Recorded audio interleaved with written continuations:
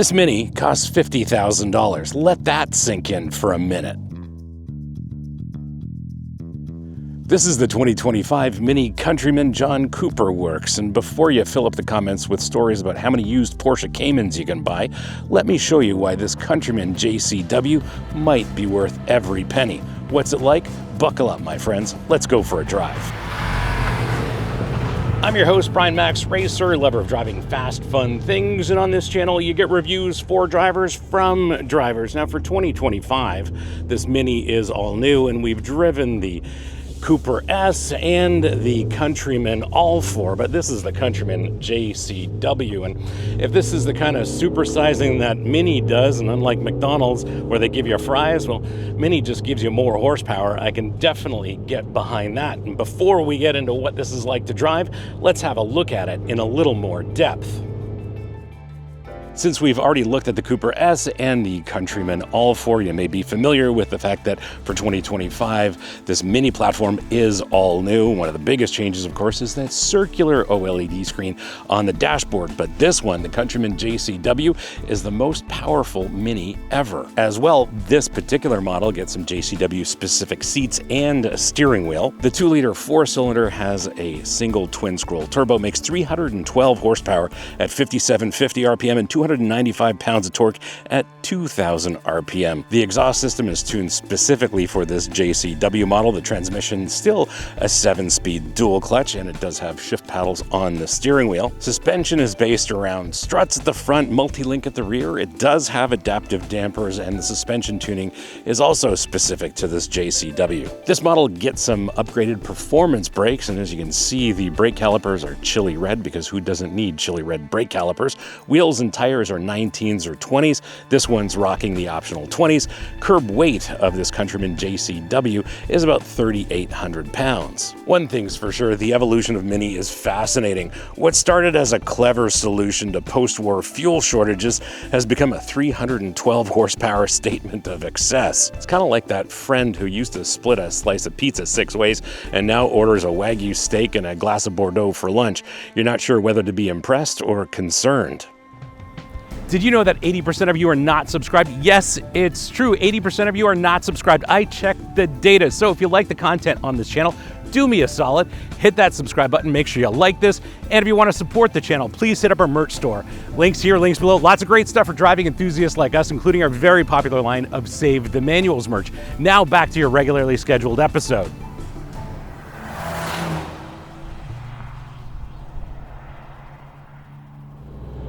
Fun fact, did you know that in Mini's focus group testing, they found out that their customers get anxiety from square screens, and that's why we have this big round one. This seating position is a unique one because this is kind of a crossover-ish kind of vehicle, not a car like the Cooper S is.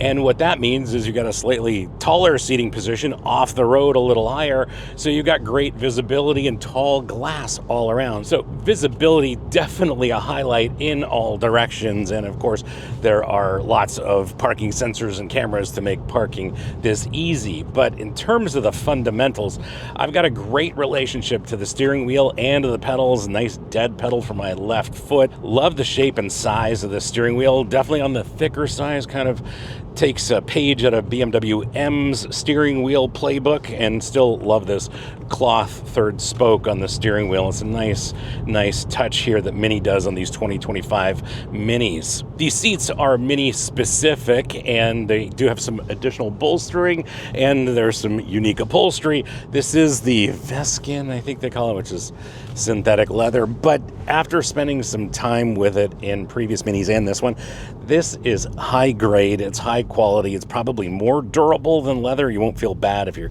kids spill something on it, and overall I really can't complain. But from my perspective, I would love some fancy high-tech patterned cloth in here. I think that's what this JCW deserves. Only other thing I'd complain about with respect to the seat is that I'd like to get it an inch or two lower in this chassis. I'd like to sit a little lower here.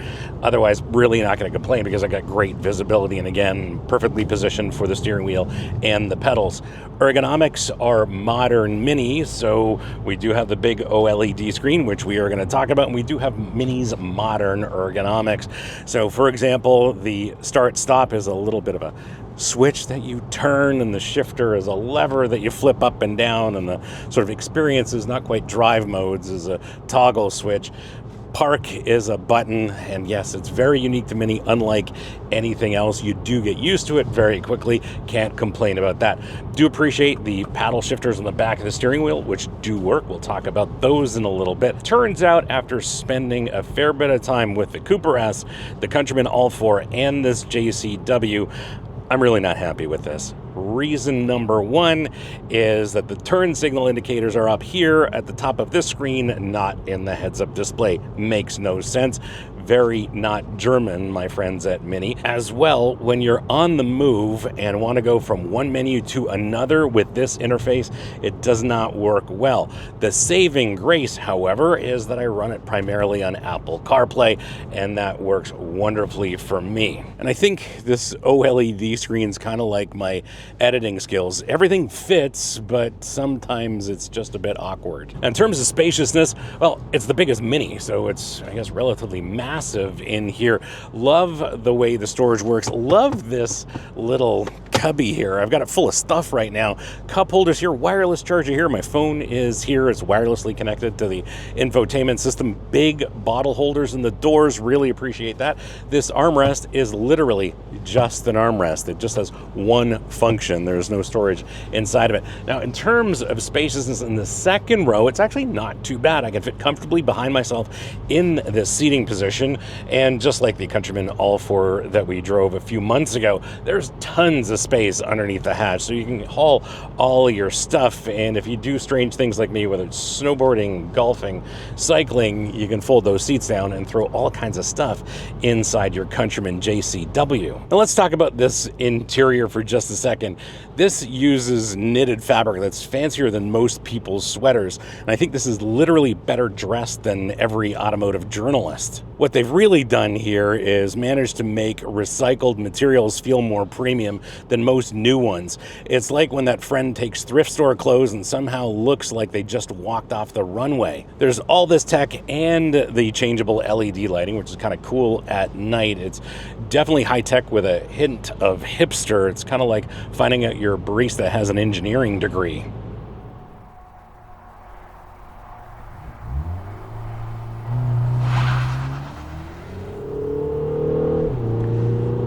This thing is incredibly quick. With launch control, it'll do 0 to 60 in like under 5 seconds. Very impressive. Top speed somewhere north of 150 miles an hour. So this is very, very fast as well, but that's not the real story. The real story is the abundance of power and torque in this Mini Countryman wrapper. This is just incredible. Paired with this 7-speed dual clutch, it's kind of a match made in heaven. And this motor is one of those modern turbo engines that we really appreciate, simply because it makes peak torque very low in the rev range and then peak power up at the top end of the engine's rev range. It's just a wonderful, well-resolved engine. Love the way it works, and paired to the 7-speed dual clutch, works wonderfully. These paddle shifters do actually work. They're not just here for decoration. Well, there is a boost paddle function for the downshift paddle. Not quite sure how that's supposed to work exactly, but what I will say is that launch control is better when you pull the boost paddle. This Countryman JCW also makes more power than a BMW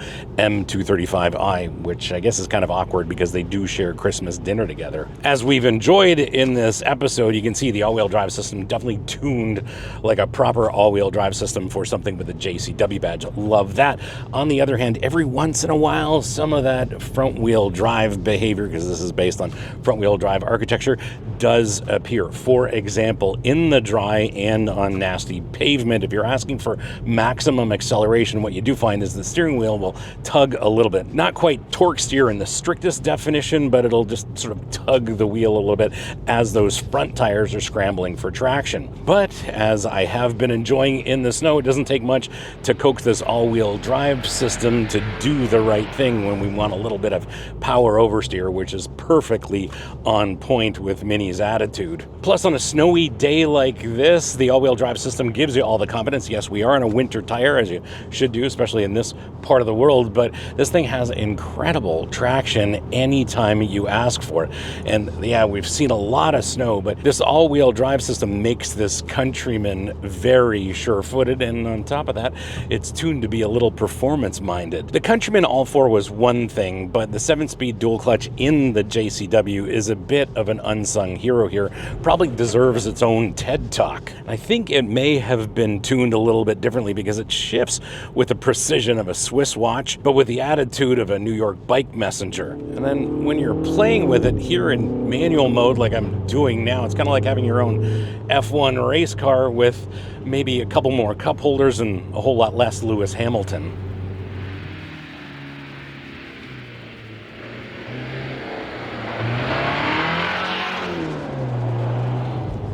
In terms of handling, what Mini's done with this JCW is enhanced what's going on with the existing Countryman All-4. So here it's just more of everything. So we have adaptive dampers. The suspension is calibrated specifically for this JCW. We've got performance-minded brakes, which we're going to talk about. I don't know if the steering has changed much, but not that I'm going to complain about it. We'll talk about that in a little bit. But overall, in terms of its handling dynamics, it's just more of everything, which I generally appreciate. Now, on this nasty road, and we do have this set to go-kart mode, so the dampers are in their firmest mode right now. It's a wee bit harsh, but Toronto's roads are absolutely horrific, and this is a bit of an anomaly and not the best conditions to be testing this Countryman JCW right now. Where the roads are smooth, however, this is absolutely fantastic to drive, very comfortable, and I think if I were to track this, I would definitely put it in the firmest damper setting, that is for sure. Now, on this smooth road, for example, we are still in go-kart mode, and the Countryman JCW is very, very happy. So if you live in an area of this world where the roads are smooth, you're absolutely going to love the ride quality. Now, in terms of handling, well, the dampers do a wonderful job of body and wheel control, keeping this Countryman JCW very composed, even over the worst surfaces. There's really no secondary movement with these dampers at all. It is very well controlled, both in terms of ride and handling. Very impressed. Now, of course, this is kind of a crossover-ish kind of vehicle rather than it being a car, so you do feel the taller center of gravity, and there's a reasonable amount of body roll as well in the corners. You're hustling this through the corners. Well, that's not necessarily a bad thing, because that is also a feedback loop that you can appreciate when you're pushing your Countryman JCW in the corners. Another thing they've done is put a wider tire on this JCW. I think it's 245 wide, and at that width there's more contact patch than my networking skills. For a traditional Mini, this is kind of big. For a modern sort of crossover oriented kind of vehicle, it's kind of on the small side. So in terms of steering, what we do have is steering that is very clear, direct, and precise, but not a lot of feel or feedback comes through the steering wheel. The chassis, however, has a lot of feedback, and I can feel what's going on at each of the 4 contact patches. Very impressed with how much quality feedback I can get here in the driver's seat. One of the things I appreciate about the steering is that it's got a very, very short turning radius, making this very maneuverable in any kind of condition. I live in a big city. It's very easy to park this thing, very easy to fit it in tight places, and of course, steering is variable assist as well, so it gets a little lighter, more assist when you're parking this, making parking an absolute breeze. And of course, there are cameras everywhere on this thing, and there are more cameras than a TikTok influencer's bedroom setup. One of the things that Mini doesn't do is they don't get into the details when it comes to the specifics of the performance upgrades of this JCW. So what I don't really understand is the technical specifications of the brakes, but the brakes are a highlight, and because I've been around motor racing for a little while, I can definitely tell that these brake pads are a little bit more performance oriented than what is in the Countryman All-4. Very impressed with these brakes, and they do a fantastic job of dissipating heat and slowing this. But the kicker for me is that I have excellent control, feel, and modulation on this brake pedal, and regular viewers of the show know that I am a brake pedal feel fetishist, and this is one of those good brake pedals. Overall, really impressed with what they've done with the JCW chassis here. They took something that handled like a caffeinated cat and made it better. Steering's direct enough to translate your thoughts into directional changes. Brakes have more bite than a proverbial hungry piranha. It's almost like they've created the automotive handling equivalent of German engineering combined with British pub manners.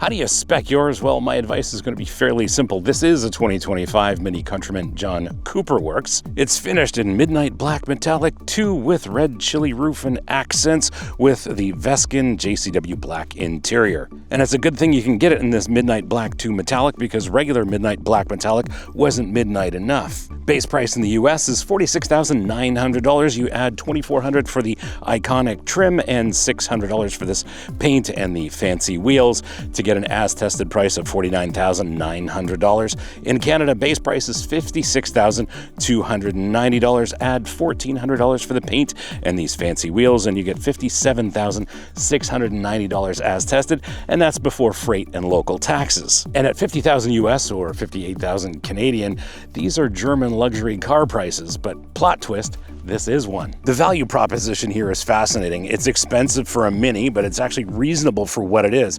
A premium performance crossover with German engineering and some British charm. It's like getting a Savile Row suit with some standard lederhosen pockets. Now, in terms of speccing yours, there aren't any core specific performance options, which makes speccing yours easy, and it's simply a matter of choosing your colors and being happy with your Countryman JCW. As for me, I actually don't mind this spec. The chili red accents may be a little too loud for me, but as far as I'm concerned, if you're looking at a Countryman JCW, simply pick your colors and be happy with your Countryman JCW.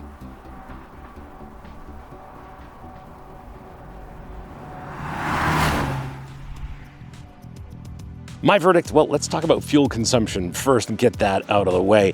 When I'm paying attention, I'm getting about 25 miles per gallon. I think about 10 liters per 100 kilometers for my Canadian friends, and that's not too bad for me. During this week with this Mini Countryman JCW, I've been in a lot of snowstorms, so I haven't been calculating that kind of mileage there, but needless to say, it's been a heck of a lot of fun driving this in the snow. But here's the thing. It makes 312 horsepower and has more tech than any Mini before it. Yes, it may be expensive for a Mini, but it's actually reasonably priced for what it is. A premium performance-minded crossover that happens to wear a Mini badge. The real question isn't whether it's too expensive for a Mini, it's whether it's good enough to compete against the Germans at their own game. And after a week with this JCW, I think I have your answer. And here's the thing, maybe this Countryman JCW is the answer to the question that nobody asked but secretly wanted answered anyway. And that question is, what happens when you take everything that's fun about a Mini and dial it up to 11? Turns out you get a practical family car that thinks it's a sports car with more than enough British charm to make you forget you're driving something that kind of resembles a crossover. Thanks for hanging out with me today and having a look at this 2025 Mini Countryman JCW. Hope you liked this episode, and if you did, you're not new, you know what to do. Smash the subscribe button, turn on your notifications, like this, and as always, sharing is caring, so please share this with your friends, especially on Reddit, because on Reddit, they really need to see reviews for drivers from drivers. If you have any questions or comments, please leave them in the comments below. I'll get back to you as soon as I can. And if you want to support the channel, please hit up our merch store. Links here, links below. Lots of great stuff for driving enthusiasts like us, including our very popular line of Save the Manuals merch, and BMW still makes manuals. Thanks, BMW. Anyway, thanks again for watching. We'll see you again next time. And remember, cars don't understeer by themselves, not even Mini Countryman JCWs. And since you hung around this long, well, have a look at our Mini Countryman All-4 episode. I think it'll provide a nice contrast to what this JCW is about, and you can find out which one you might prefer over these two episodes. I think you'll really enjoy it. Thanks again for watching. See you again next time.